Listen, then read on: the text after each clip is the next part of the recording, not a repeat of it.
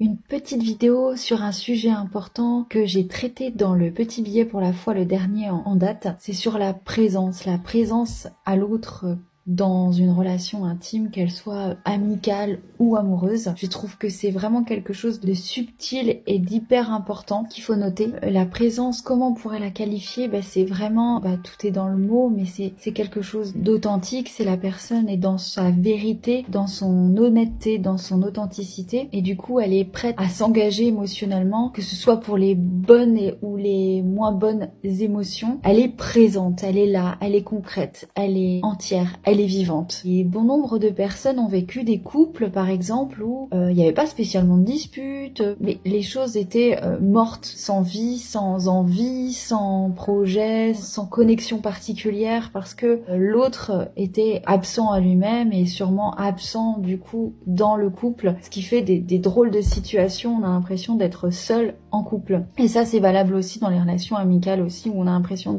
d'avoir en face quelque chose de beaucoup plus terne, morne, où on n'a pas l'impression de sentir ni de ressentir l'amour. Et c'est compliqué parce que parfois ça peut créer un inconfort qu'on a du mal à nommer. Donc moi je vous invite vraiment à observer ça autour de vous, à voir avec quelle personne vous vous sentez vous-même réellement en présence, réellement dans cette honnêteté, cette ouverture et cette transparence, et de voir avec qui ça fait ça et pourquoi c'est différent avec d'autres. Et des fois il n'y a même pas de pourquoi, juste c'est différent avec d'autres, et peut-être de voir, de vous valider aussi sur certains inconforts et certains conforts, de pouvoir vous observer vous-même avec plus de bienveillance, de compassion et puis de transparence.